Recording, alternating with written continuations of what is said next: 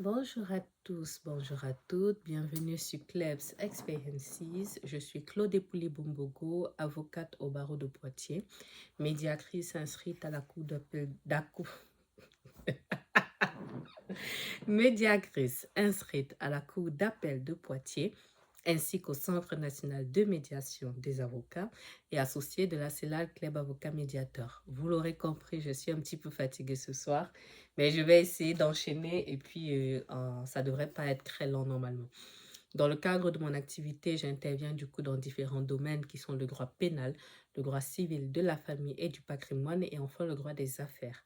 Sur cette chaîne YouTube, vous le savez déjà, je vous présente des contenus qui sont différents et qui sont liés à mes domaines de prédilection du coup. Pardon. Qui sont du coup le droit, l'entrepreneuriat, la foi, la mode, le luxe et le lifestyle. Donc, vous l'avez lu dans l'intitulé Nouvel épisode de Chichen Club. Donc, c'est déjà l'épisode numéro 11 que j'ai intitulé La santé mentale des avocats. Même si vous le comprendrez, en fait, au fil du sujet, j'aurais pu dire la santé mentale, on va dire dans notre époque, un truc comme ça. Mais bon, je suis avocat, donc je vais parler de droit. Avant d'aller un peu plus loin dans ce sujet, je vais d'abord vous parler, vous réexpliquer un petit peu le concept. Et parce qu'il faut donner à César ce qui est à César, je l'ai expliqué dans les précédents épisodes. L'intitulé de ce concept, en fait, m'est inspiré d'un mode de prédication, de la peau de Mohamed Sanogo qui s'appelle Chichen Pré. Donc, ça veut dire en fait que enseignement, prédication et prière. Moi, en fait, le Chichen Club, ça fait un petit peu comme les enseignements. J'aurais pu le traduire en français en disant les enseignements de club. Ça veut dire que je pars en fait d'un sujet d'actualité. Je définis les notions de droit qui sont liées, même s'il n'y en aura pas aujourd'hui, mais je vais en reparler par la suite. Je définis les notions de droit qui sont liées et ensuite je donne en fait mon avis d'avocat, mais parfois aussi de femme, de citoyenne, ainsi de suite. Euh, j'ai pour ambition avec cette série de vidéos de faire une vidéo tous les mercredis à 20h. Voilà, donc pour le moment, c'est le rythme que je souhaite tenir. Voilà le projet. Alors, je l'ai dit, pardon, donc, je l'ai dit, épisode numéro 11. Donc, deux parties en fait dans cet épisode qui, comme je l'ai dit, sera normalement devra être court. Un, du coup, les faits, comme toujours, les faits d'actualité. Je ne sais pas si je l'avais dit un peu plus haut, mais euh, avant de donner mon avis, donc je parle de faits d'actualité nationale ou internationale que je vais en fait commenter avec mon regard d'avocat. Donc, dans notre sujet du jour, je le fais en deux parties, je le traite en deux parties. Donc, d'abord, les faits d'actualité qui ont inspiré en fait ce sujet. Et dans un second temps, l'avis de Kleb, en fait. Qui sera essentiellement mon avis d'avocat. Alors, les faits, en fait, ce sont des faits, en fait, un peu tristes qui se sont déroulés ces dernières semaines. Et en particulier, en fait, l'acte de suicide de l'un de nos confrères. Au moment où je tourne cette vidéo, il y aura un petit décalage forcément avec le moment où je publierai, mais au moment où je tourne cette vidéo, on va dire les robes noires sont en deuil, mais un deuil, on va dire, un petit peu particulier parce que l'un de nos confrères s'est ôté la vie. L'un de nos confrères s'est ôté la vie il y a quelques jours déjà. Je vais vous mettre les captures d'écran là, je vais vous mettre un maximum d'informations parce que c'est un contenu qui a été largement documenté dans la presse. Euh, donc, euh, je vais en parler. Donc, ce confrère-là, je ne le connaissais pas.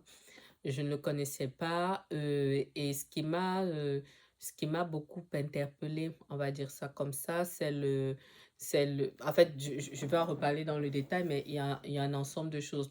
Le décès, pardon, du confrère intervient, je crois, quelques jours après le suicide d'un de nos députés. Le suicide d'un de nos députés aussi, pareil, je ne suis pas forcément très, très calée politique, donc je ne suivais pas forcément énormément l'actualité, mais quelqu'un de très apprécié, qui avait une belle carrière et tout le reste. Et ça m'a inspiré du coup ce sujet-là. Et il y a aussi une autre actualité, même si, on va dire officiellement, on n'a pas la version, mais il y a ce célèbre humoriste-là qui est décédé du coup, qui aurait fait une chute du 8e étage de son immeuble. Et Donc, on m'a dit ça, c'est la version officielle, mais on rajoute en fait à côté que c'était quelqu'un qui, en fait, au cours des dernières années, était assez en souffrance, mais sa carrière repartait en fait, sa carrière repartait puisqu'il avait un spectacle au Canada, du coup, dans les prochains jours. Je crois que ça devait d'ailleurs être le 11 juillet, un truc comme ça. Pareil, si je retrouve l'information, je vous la mets là. Et ça m'a beaucoup interpellée, surtout, vous l'aurez compris, le départ du confrère. Ça m'a beaucoup interpellée, pourquoi? Parce que ce confrère-là était relativement jeune, donc 32 ou 34 ans. Pareil, vous aurez l'information précise là. On est quand même sur un suicide, on n'est pas sur une autre forme en tout cas, d'après les informations qui ont à date été communiquées même par le parquet, la thèse pardon, du suicide est la thèse qui est privilégiée. Naturellement, je parle au conditionnel parce que vous vous en doutez, je n'y étais pas et que le but pour moi ici n'est pas de rentrer dans les détails. C'est pas ça le but. Je communique uniquement sur la base des informations qui ont été communiquées, en fait. Voilà. Donc, c'était un confrère, du coup, qui était dans la petite trentaine, qui était marié, qui avait 2 enfants. Et ce qui m'a encore plus marqué, c'est que c'est un confrère qui faisait l'unanimité parce que dans les dernières semaines, en fait, avant son départ, il a été avocat de la défense dans un procès, en fait, extrêmement médiatisé, du coup, à Nantes. Donc, il était du barreau de Rennes et il a été, en fait, un avocat de la défense dans ce procès-là, très médiatisé. Pareil, je vous mets les captures d'écran là. Et ce qui était en fait assez particulier dans son dossier, donc associé d'un cabinet, euh, avocat pénaliste du coup, excellent en fait, qui avait littéralement, c'est quelqu'un qui avait littéralement un boulevard en fait pour une carrière immense qu'il attendait, de telle sorte que, si vous voulez, son acte, au-delà du geste qui n'est pas anodin, son acte n'a pas été compris, si vous voulez. Beaucoup de personnes ont pu se demander, mais pourquoi on en arrive là? D'autant plus que j'ai lu quelques articles pardon, de presse qui disaient que lorsqu'il y a eu ce procès-là, le Squanec, je crois, à Nantes, même les avocats des parties civiles l'ont félicité en fait après le procès. C'est quand même quelque chose de très particulier parce que ce monsieur, sauf erreur de ma part, il a dû violer, je crois, plus de 200 personnes, quasiment 300 personnes, une histoire dans ce genre. C'est un sujet en fait dont j'ai entendu parler dans l'actualité comme ça, mais je ne me suis pas penchée en fait dans le détail sur ce dossier. Et je sais que quand j'ai fait ma formation à Marseille, normalement vous avez vu la vidéo avant celle-ci, la consoeur Anne Bouillon, pardon. La consoeur Anne Bouillon, pardon, qui est du barreau de Nantes. Je crois qu'elle a dû intervenir parmi les parties civiles parce qu'elle en parlait en fait pas mal. Toujours est-il que c'est un confrère dont l'humanité a marqué même les parties civiles, alors même qu'il était du côté de la défense. Ils étaient 2 confrères à porter la parole en fait de l'accusé et il a été celui qui a aidé en fait l'accusé à reconnaître les faits alors il y avait un dossier complètement à charge et que l'accusé n'arrivait pas en fait à dire je l'ai fait, j'en suis navré. Donc il a réussi en fait à l'amener à faire ces aveux-là, il a réussi à lui montrer en fait la réalité du dossier, il a réussi en fait à plaider l'humanité de son client tout en n'occultant pas la douleur des victimes. Et c'est rare en fait qu'on puisse avoir un avocat pénaliste en plus qui arrive à trouver cet équilibre-là qui est extrêmement difficile. Donc c'est quelqu'un qui avait un boulevard en fait pour sa carrière.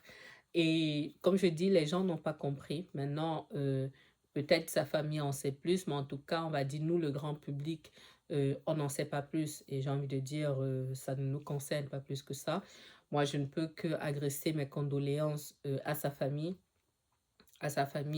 à tous les confrères qui l'ont connu, à son associé, parce que je pense un pan, il y a un pan aussi derrière qu'on voit moins, c'est que se retrouver dans une telle situation en tant qu'associé aussi, c'est vraiment une bombe, littéralement. Et je me suis dit que ce confrère-là a dû être dans une souffrance. En fait, je me dis, sa souffrance a dû être telle que, à un moment, il s'est dit qu'il n'aurait pas la force, en fait, de rester debout, que ce soit pour lui. Il n'aurait pas la force même d'être soutenu par cette carrière brillante-là. Il n'aurait pas la force de se raccrocher à son mariage, il n'aurait pas la force, à son épouse du coup, il n'aurait pas la force de se raccrocher à ses enfants.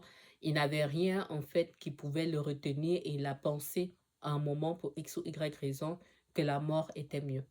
Et ça m'a interpellée parce que, bon, je ne vais pas plus parler ici du député ou quoi que ce soit. Ça me permet de basculer en fait directement à la partie 2. Je vous ai dit que ça allait être rapide aujourd'hui. Ça me permet de basculer directement sur la partie 2 parce que, en fait, en réalité, cette partie 2 ça va être l'avis de Claire, mais ça va être un peu, on va dire, un peu explication aussi de certaines notions. Parce qu'il n'y a pas de notion de droit stricto sensu, parce qu'il n'y a pas d'infraction ou quoi que ce soit. Il n'y a pas de notion de droit. C'est une personne qui s'est ôté la vie, donc il y a pas d'infraction, quoi que ce soit. Donc, je n'ai rien à dire là-dessus, mais c'est une thématique qui m'a challengée parce que si vous suivez en fait mes contenus ici, vous savez que je parle de santé mentale, entre autres, et vous savez en fait que j'ai fait un témoignage en fait en ce qui me concerne. C'est pour ça en fait que ça m'a beaucoup parlé parce que cette année 2025 pour moi est une année de reconstruction après une année 2024 qui a été littéralement l'année la plus difficile de toute ma vie, qui a été l'année la plus difficile de toute ma vie. Et moi, j'ai failli mettre fin à mes jours en septembre dernier, donc ça fait bientôt un an.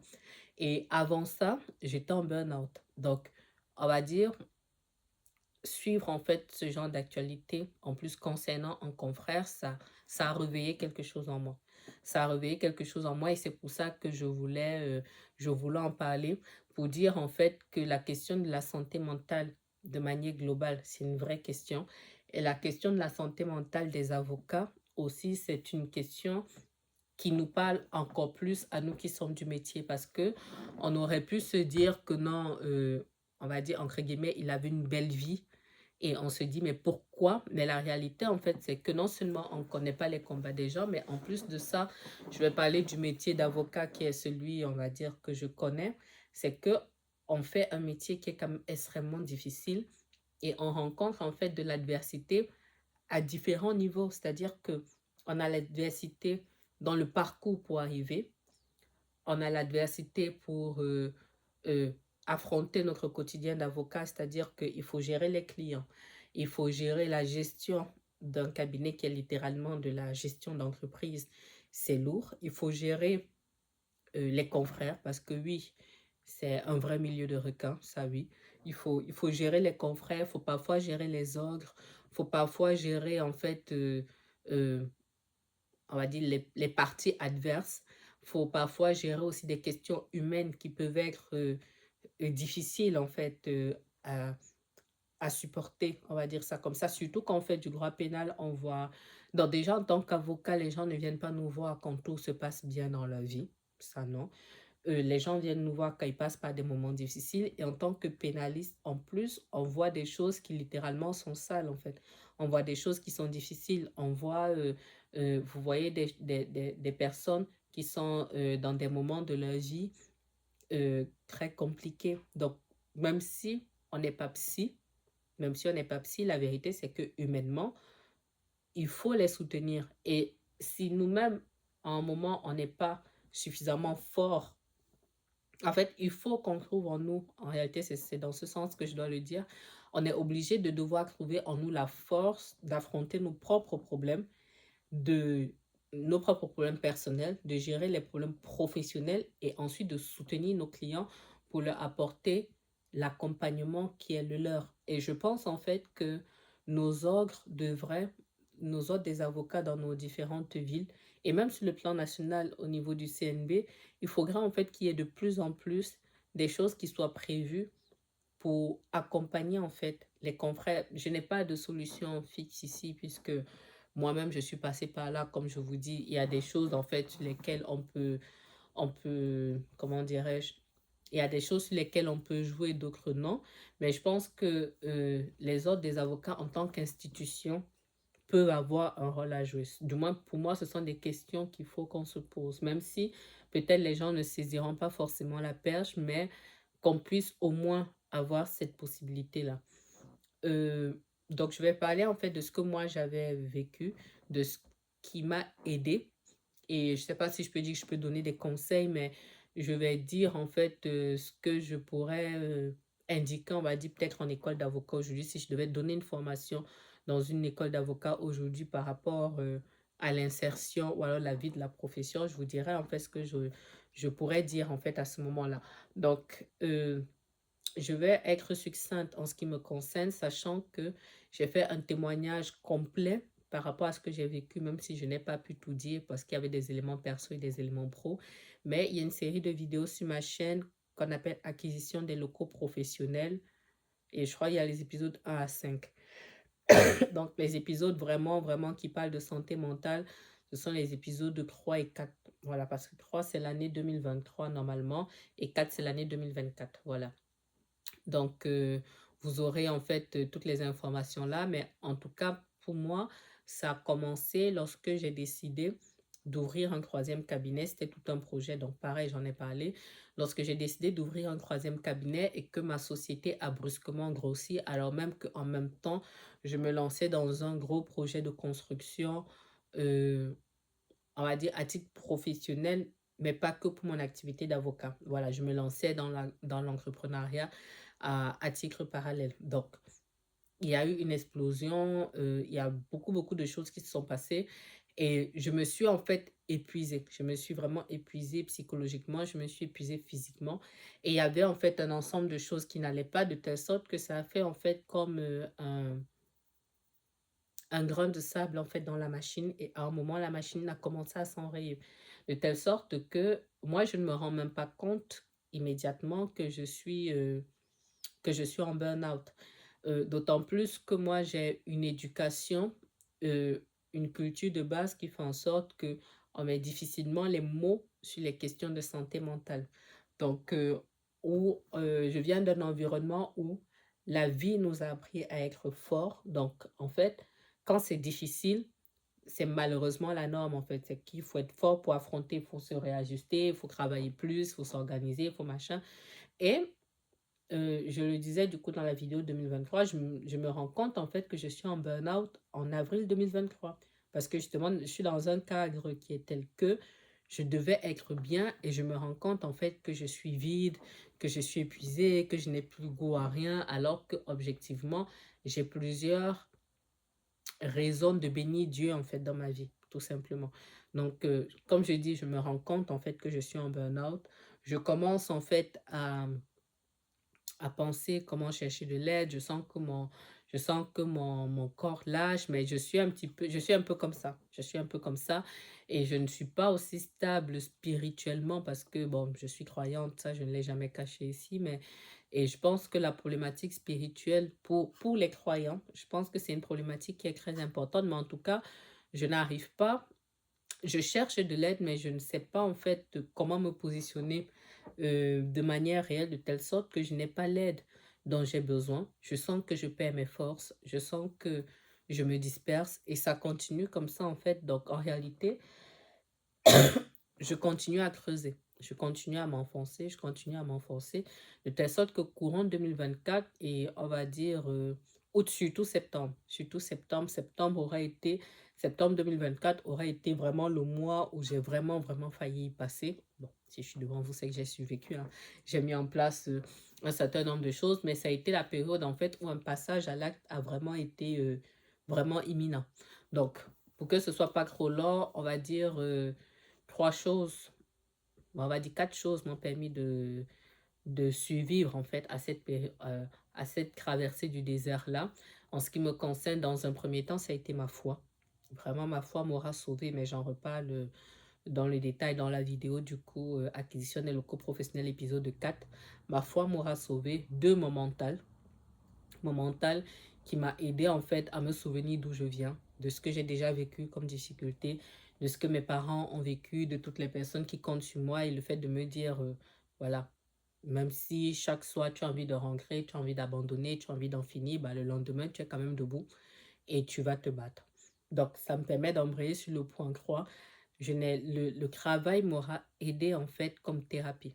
Le travail m'aura aidé parce que le travail me permettait en fait de garder la tête hors de l'eau. Ça me permettait de me dire en fait que même si tu ne fais qu'un mail par jour, même si tu ne fais qu'un petit truc, même si tu es là 12 heures, mais que de manière effective, tu ne travailles qu'une heure, reste en mouvement. Reste en mouvement, reste en mouvement, ne te laisse pas couler. Et puis, dernière chose, il est très tard, hein, euh, c'est pour ça qu'il y a des problèmes de lumière.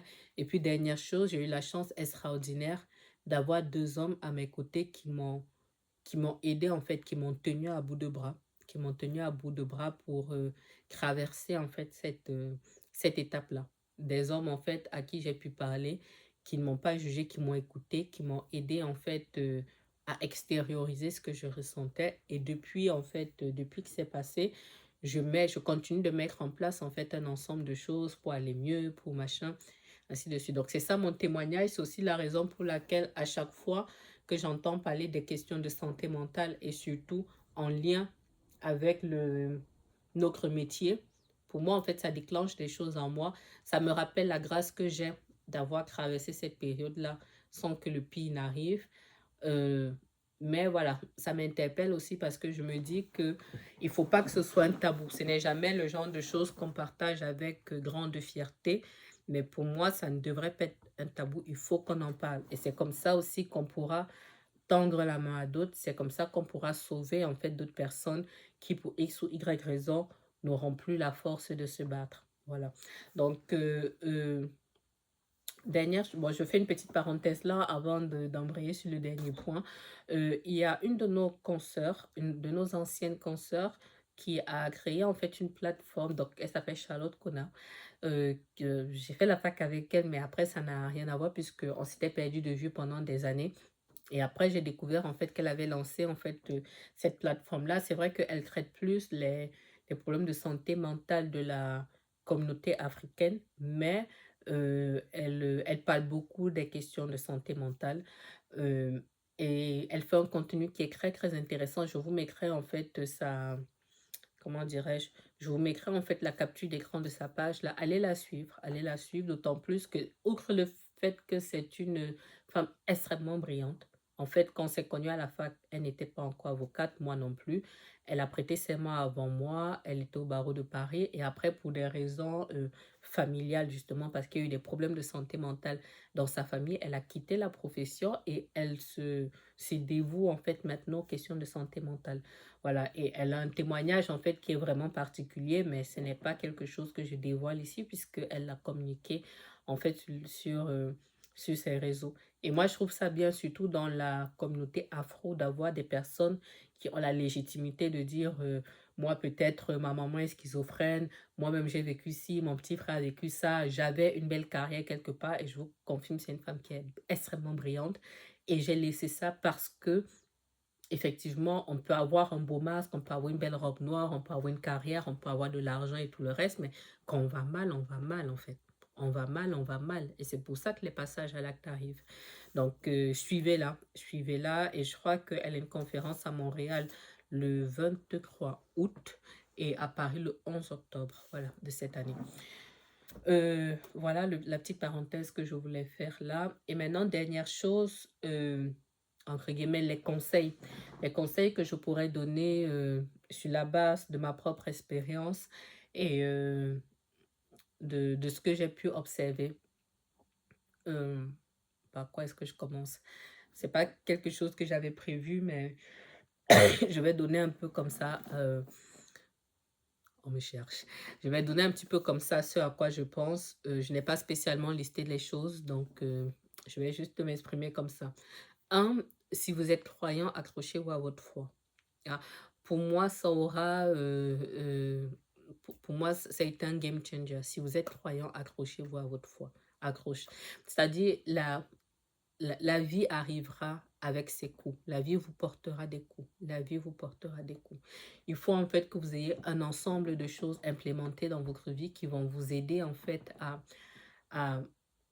à survoler en fait les difficultés. Ce sera Dieu, vous mènerez des batailles, mais vous aurez la victoire parce que vous allez vous accrocher à votre Dieu. C'est votre Dieu qui va vous donner la paix envers et contre tout. De telle sorte que même quand il y aura des moments difficiles, même quand objectivement, vous n'aurez même pas peut-être ce que le confrère avait ou ce que moi j'avais quand j'étais en burn-out, parce que quand j'étais en burn-out ou que j'ai failli mettre fin à mes jours, j'avais des sujets de bénédiction, on va dire ça comme ça. Je ne vais pas faire comme si peut-être je n'avais rien dans ma vie, c'est faux.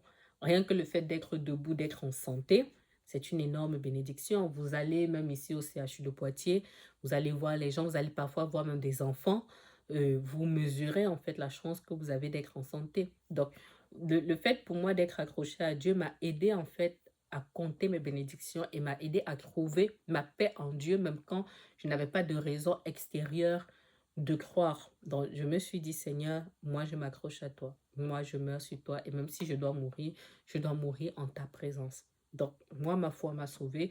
Deuxième des choses, et un mental d'acier. Ça rejoint en fait un peu le premier point que je disais, c'est que la vie vous donnera des coups. La vie vous donnera des coups.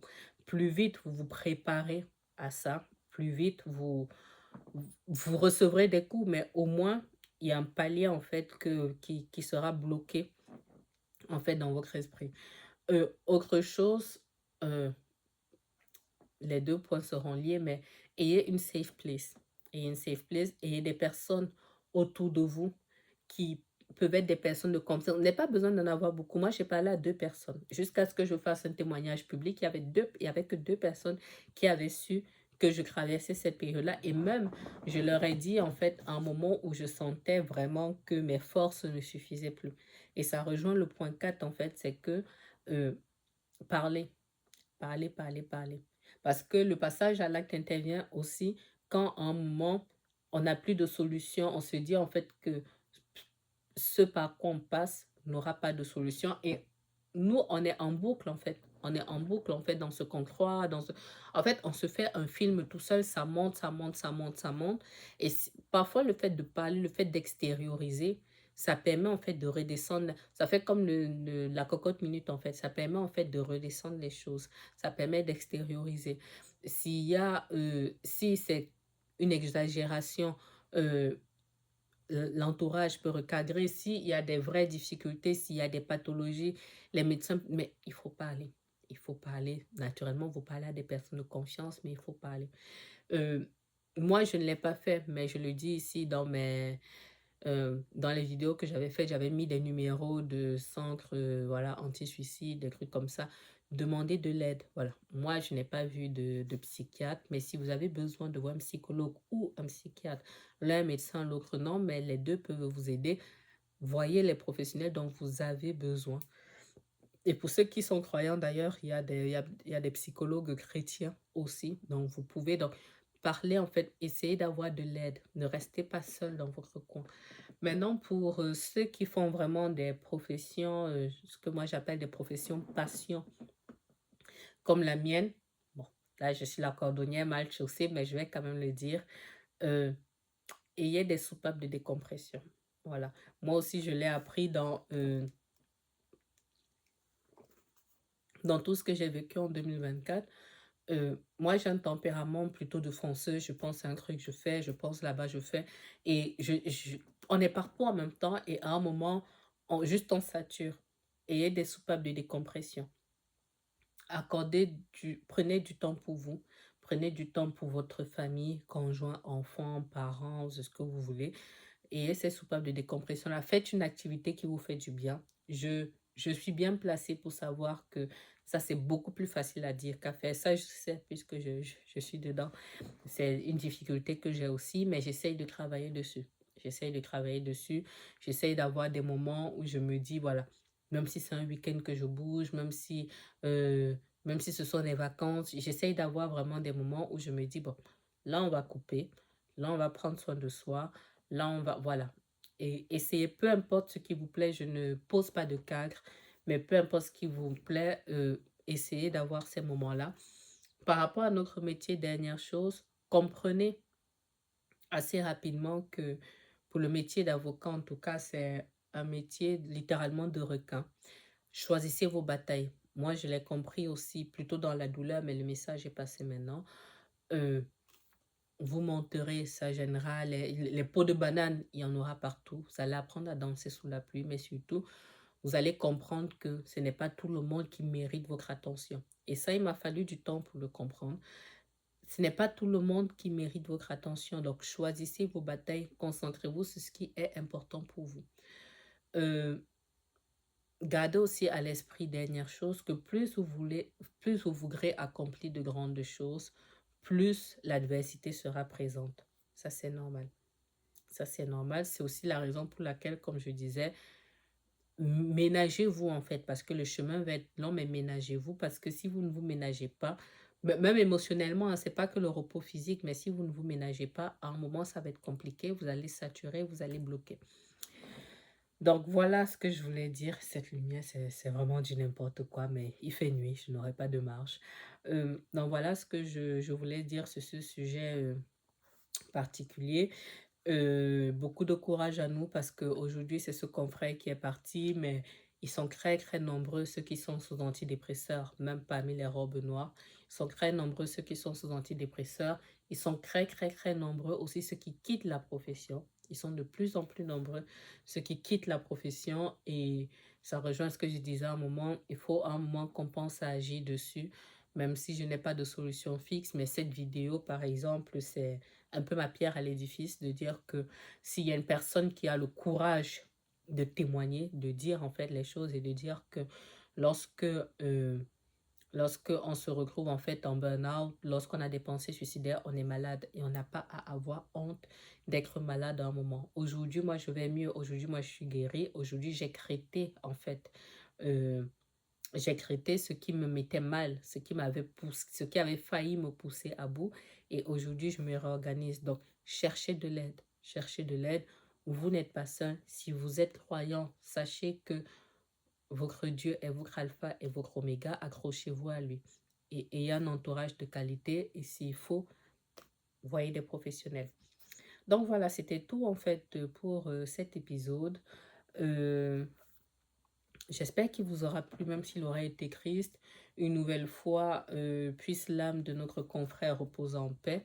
J'ai une pensée aussi, donc j'ai une pensée pour sa famille, mais j'ai aussi une pensée pour la famille de ce député qui a mis fin à ses jours parce que eux ils sont partis, mais les familles restent et les familles doivent dealer avec ça. J'ai aussi une pensée pour cet humoriste-là, Monsieur Bounyamin, voilà. Peu importe ce qui s'est passé, puisse son âme reposer en paix parce que c'est pas la priorité, n'est pas aux polémiques. Et puis, prenons soin de nous, prenons soin de nous. La vie est courte, mais elle est longue en même temps. Donc, prenons soin de nous. J'espère que cet épisode vous aura plu. Je vous lis dans les commentaires, dans le respect, vous le savez. Sinon, c'est un blocage. Moi, je vous donne rendez-vous avec un peu de lumière, un peu plus de lumière la prochaine fois si tout va bien. Mais je vous donne rendez-vous la semaine prochaine, mercredi prochain à 20h pour un nouvel épisode de Chichen Club. Ce sera l'épisode numéro 12. Et dans l'attente, je vous souhaite une excellente soirée. Au revoir.